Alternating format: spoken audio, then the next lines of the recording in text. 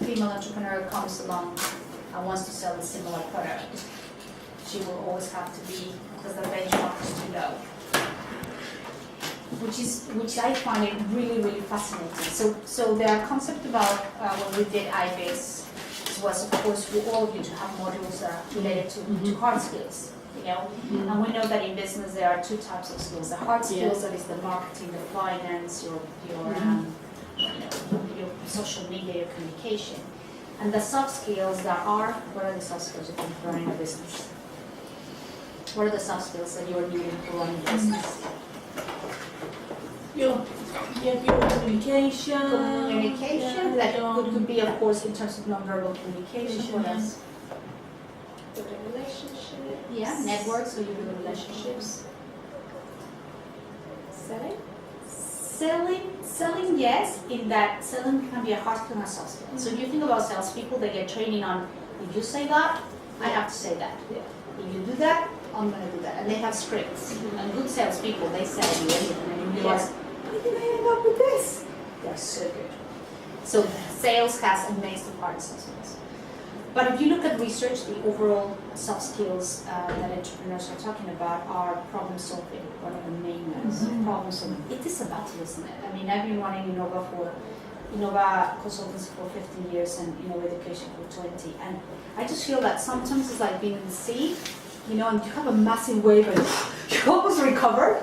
And there is a peaceful sea, you think like, oh, and then you see another wave and you it was not even 5 seconds when another wave is coming. It's always lots of waves. Then you become more experienced at surfing and you know that you need to do this and then you can come out from the wave faster than before. You start learning that other people are copying what other people are doing that are not drowning. The people that drown go like, oh, they drown because they are not breathing. So you start learning about solving the problems, but it's a constant thing.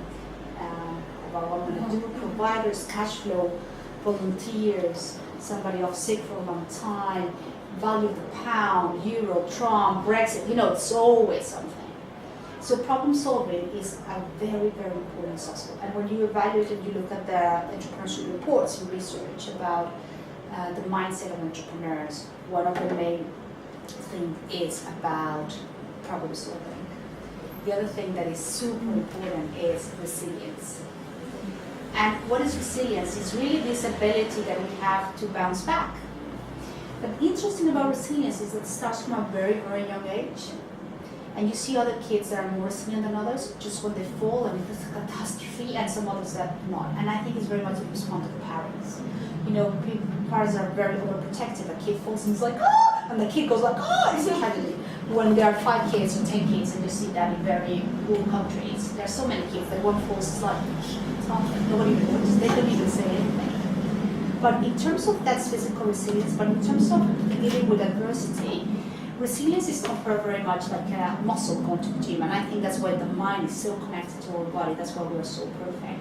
You cannot get fit unless there's pain. Remember this thing about no pain, no gain in the gym? So you can go to the gym and just do like this, and just like that, but you won't really improve. Or when you're in the treadmill and you think, oh, 2 minutes, that's enough. My heart rate is improving, I'm going to stop. You'll never, ever improve or develop how fit you are if you don't push yourself. But the challenge about resilience is that there's no shortcut for how do you bounce back. The more you suffer, the more you experience grief, the difficulties you experience, the more resilient you become. So resilience is so much related to our physical body, a lot of grief and a lot of things that we have managed throughout life is what makes us resilient. And that's why kids, of course, they haven't experienced a lot, but they have to, because the moment that they do not, then they cannot be resilient. And the story I always tell is about this 12-year-old who makes an to study. There was one period that we were bringing kids between 11 to 16 to do summer programs, never again. And we brought this he was 12, to study, coming from a very privileged family. Parents going to divorce, there was some family sent him to the UK, and he stepped on the dog's walker, right? And he rang me at 9 p.m. and said, can you come and clean my shoes? Because the landlady they choose me to do it, and I'm feeling I'm puking like they are the only trainees I have. And I thought to myself, this is funny, it's a joke, like, no. The mom rang me from Mexico. Like, my kid is so distressed because you have to help him because what is the service, what is the support? The landlady, of course the landlady, you know, because you have host families for all these kids, thought, I'm not going to, here's the brush, just do it. But the kid has never, ever, ever seen poo in a shoe, right? What a tragedy. And I always thought to myself, what have they done to this guy? You know, a 12-year-old that thinks that his right is to ask for somebody to come and clean his tennis shoe. And the mother to support that thought as well, you know, because I had to go eventually. It was such a drama, as if he had been run over, right? That I had to go and sort it out. And that shows that resilience is not something that you can just develop the following day. But at the same time, it's like management of stress. If you push somebody that is not very resilient into a very, very deep end, they might just collapse and you might not recover. So think about the same thing going to the gym, right? If you just run for 5 hours on the treadmill, you probably will injure yourself.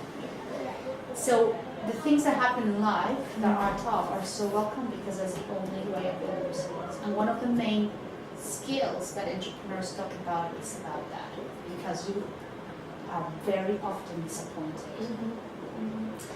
And the other concept that relates very much to gender is about self-belief. Because we as women do not believe in ourselves as men do. And of course, this is stereotyping because not all women and not all men. But if you look at overall research, something happens with our upbringing that we start losing that belief in ourselves. It must be like girls don't brag, or if you think about it, it happens worldwide. Of course, when you look at how an American girl is brought up and a girl in the UK, yeah, of course there are differences because American culture is like, you know, you meet, because of course coming from Mexico, I was brought up in an American world. You know, my school was American and a lot of Americans. And the first thing you meet somebody and they say, hi, I'm Mary and I'm fantastic. I'm a super swimming. I'm super at swimming, or I'm the best tennis player. That's the second thing they do after the name. It's so about, I am the best, and you talk about it and people celebrate it, and it is a cultural thing to talk about. So of course it helps with their self-confidence, but then still you have a lot of peer pressure about what you should be as a woman, and because they're not so, it's kind of like the tip of the iceberg, they're not so confident, I would say, that there's still not enough women in management and a lot of female entrepreneurs. In America there are more female entrepreneurs because they have put a lot of funds to give women incubators, to invest them, to give special angels that believe in women, women investing in other women. So they have, especially certain states, much better than what we do. But then you have the other part, and you look at Global Entrepreneurship Monitor, where there are a lot of countries like Peru, that is almost 50% female entrepreneurs and 50% men. But in all these developing countries, there are two types of entrepreneurship. One is opportunity entrepreneurship. That is what we have in the West. You know, you have opportunities. You do what you like, what your hobby, what's making a difference in your ideas. And then you have necessity entrepreneurship. And in the developing world, there are no benefits. So in Mexico, there are no benefits. So if you are hungry, well, tough. That's why when you go to India and all these cultures, everybody has thought about something, right? So when I go to Mexico and I want to put petrol in my car, there's somebody that cleans the wipers, somebody that cleans the tires, somebody that is selling you drinks, somebody that is selling you food, somebody that is dancing. You know, that is becoming an entrepreneur because there's no time to think, am I confident or not? And that's why you look at a lot of women in the developing country that sell food, that create up things, that come and recycle stuff and sell it to you because they will do it. They don't have time to think, am I confident or not? But in the West, where there's opportunity entrepreneurship, we have enough time to think, am I good enough for this? Should I keep on trying? Because in a way, the Maslow hierarchy, remember Maslow hierarchy, all our needs are covered. So it is the self-fulfillment, right? So like, is this something I really want? Should I spend more time with my kids? Should I go find a job? We have the privilege of thinking about that. So going back to all the soft skills about resilience, about problem solving, about creativity, another very important one is motivation. And motivation is very much linked to self-belief, right? If you really think you'll make it, you keep on working hard because you know you're going to make it. The moment you lose that self-belief, it's almost impossible to get you out of bed because you think, what's the point? The moment you think, what's the point, nobody is going to get you out of bed. And the other challenge that we have as entrepreneurs is that entrepreneurship is a very lonely career. You know, you don't meet a lot of entrepreneurs. There's only 80% female entrepreneurs in the UK. It's so hard if you think about your networks to meet other women that run businesses. Very difficult. And around 80%, 90% of people start working from home. So then you are isolated. You don't share, you know, when you're in a company and you share a leaflet and everybody gives you ideas. When you're on your own, you go like, website, I don't know, this is really, really hard. So motivation becomes even harder because you don't have anybody, a sounding board to say, oh, that is really not bad. And you're gonna, and at night you're gonna stay in bed, who will know? So doing all those things for yourself, especially when you have other jobs, you really need to be motivated. But if you think about the things that you do not need motivation, are very much related to your hobbies, things that you really love, that's what you need motivation. You can get at 6 o'clock in the morning and you will not feel the pain. And the last thing that relates to brand new, it's something related in psychology called self-efficacy. And you can read about it. It's from somebody called Albert Bandura. And self-efficacy relates a little bit to self-confidence, but it has a lot of elements. And how we define self-efficacy is that belief that you have that you can do something. Because the belief that you have that you can do something is completely linked to performance. So the example I can give you about self-efficacy is that Mary and I, we both speak Spanish. There's enough in terms of a social experiment, there's enough evidence that she has the same vocabulary of Spanish than me, we have the same grammar structures, we have the same knowledge. Because of course it's very easy to measure a language in terms of the words you're using, the clauses, the phrasal verbs, etc. But there's a difference between Mary and I, and that is that she believes that she's very good at languages and that she loves Spanish because she just met a fantastic Argentinian guy, so she's so motivated. And I believe that I have always been rubbish at languages because a teacher told me, and I just know it's not for me, I'm just really not good. In terms of neuroscience, the moment that Mary starts speaking Spanish, her brain cells are much more efficient and the electricity and the connections pass it faster, and that's why she speaks better and better. And the moment she believes she's speaking better, she starts thinking, oh, I'm so good. And what happens? She improves her performance. But for me, who I think I'm rubbish in Spanish, the moment I start speaking Spanish, because I do not believe I speak good Spanish, I immediately start making these connections slower. And I get flustered. And the moment I get flustered, I need to say, I need a rubbish.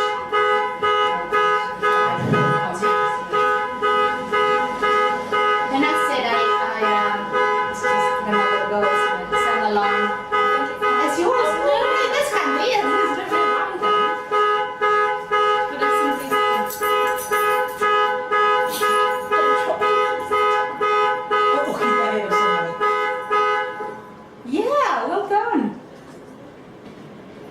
Sometimes I think it's, I don't know if it's locked, but there's some guy very close to it. I think he I must have to trade her out. Yeah. Alarms trying are to get just into it. sophisticated nowadays, isn't it? I'm just going to have to remember to check it. Yeah, of course. This guy's just stood there Yeah. and something bumped it or something. So the difference is that if I am flustered, I will make those connections slower. And then it's kind of what we call a self-fulfilling prophecy, right? So that relates very much to your business. The more you believe that you can do something in terms of the psychology behind it, you will perform better. But the thing about self-efficacy is very much related to our program and how we have seen our lives, how we have been brought up. And some people have better self-efficacy than others. And the last thing I would like to say of the psychology behind this is that there is something in psychology called RIS. Maybe you have heard about it before. So it's the reticular activated system. And let me give you an example of how RIS plays out. You know, you have been saving for a whole year, and then suddenly you managed to buy what is the car that you just bought? What is it? Juke. A red Juke, right? And finally you have a red Juke. So what did you start saying when you start driving a red Juke? What did you start saying around you when you buy a red car, a red Juke? What did you start saying? Well, mine is white. Okay, so White. imagine you buy a white Virgil. So what do you start noticing around you? And the Dukes. Exactly. That's RAS. And the what- Dukes, I'm like, It's So- Dukes, they're not this. Exactly. Oh So my I God, remember so when I white was Dukes. pregnant, and then I saw everybody pregnant. I thought, what's going on? What's going on? Nobody has been watching TV or what? You know, it's incredible. The thing about this RAS is that it's a filter. So the moment you have something in your radar, that's the only thing you see. So how does that relate to self-efficacy? The moment we have in our radar, I am good, people like my product, what do I start seeing? What do I start noticing? My improvement? And what else? So imagine that you start believing this is great. You know, I am, wow, this, I made it. What kind of conversations do you start hearing? And what kind of things do you start reading? Very positive. Yes. So if somebody goes and says, and then you hear a baby conversation and somebody says, oh yes, because my baby's teething, you go like, teething, I have teething, right? The thing about this RAS is that if you're in the filter of, like Joju, like I am good, this is fantastic, you only pick up those messages. But the moment you're in the filter of, this is a disaster, Brexit, etc., you open the newspaper and what are you going to read? Brexit. You know, when it was Brexit, I could only see Brexit. I mean, I could even see words that didn't have to be Brexit, like exit, that reminded me of Brexit, you know? So this is so powerful because it plays with us. We are not even aware. Now, the RAS was and it is a very important filter because if you think about when we were in the caves and you saw a tiger, you realize one tiger, maybe more tigers, and you are only spotting for predators, that type of predator. So RAS is a very efficient way of grouping things and going like, this is what I'm experiencing, and you only look for that, right? Because when you see a tiger and then you're going to start thinking, okay, let me see what trees can I spot. Of course not. You have to be very efficient. But in terms of psychology with performance, when your mindset is about this is hard, this failure, you know, finding difficulties, you need to be aware of it because the only conversations you will hear and the only feedback you will hear is that. And that will just reinforce your idea of like everybody bought a Duke, right? Of course it was not. It's always been. You were just noticing. Notice it, yeah, I notice all the Dukes now. Exactly. I don't notice the other cars. Of course I not. might just see people in the cars, but not the cars, but the Dukes. Because the moment this thing was when you left through this filter, that is this RAS, reticular activating system, we were saying that Rosanna just bought a Duke, and the moment you bought a car, you know, and a color, that's what you start saying. Yeah. Even like one of my neighbors, and I said, oh wow, she's got a Duke like mine. And God knows for how long she might have had the Duke and never seen it. And it's But just imagine the neighbor. reference, God knows how long I have been getting positive feedback, and I have not heard it. It's incredible, the power of the mind. And so incredible, the good things, we can maximize them, you know, like with a magnifier filter. But the bad ones are also so magnified. So that's why they say, and it's so simple, you know, when you're in a low mood, just go and avoid all the pessimists and get with all the people who are really positive, because that's what you need, because you really need a change of mindset, because right now you are with your RAS of, this is not going to work. Does that make sense? So this workshop that we called Brand You is very much about making you, it's very much about psychology, all the things about psychology. That's our area of expertise in IBIS. Something that we strongly believe is that entrepreneurship is about this. It's the management of change, finding a new job, starting a new career, moving to a new country. And anything that we do in terms of change, and of course entrepreneurship as well, because one of the main soft skills again of entrepreneurship, the soft skills, is risk management. How we take risks. And women overall, we're not very good at it. You know, if you look at businesses run by women, we tend not to ever ask for money from the banks. We use money from our friends, family, our own savings, because we don't really believe in us, right? Because if we really believe in our product, of course we'll go to the bank and say, I'm going to give it back to you. And I remember that was a conversation. There was a very big conference many years ago in Austria. There was all bankers and they were talking about female entrepreneurship. So people talk about the psychology, other banking, finance. And bank managers were saying that we have women coming with amazing business plans. And I go like, so how much are you planning to sell this year? And they go like, well, hopefully, maybe 5, you know? And they were like, it's not the same person who wrote this business plan. Because it's this thinking, maybe fear of disappointing others and disappointing ourselves, that maybe we do not aspire hard, but here, just in case, I'll do 5. I get 5, I'm really, like if it would be like winning the lottery. Like, if I get it, I'm going to be very happy. But it would be just like coming out from here, so I didn't do anything.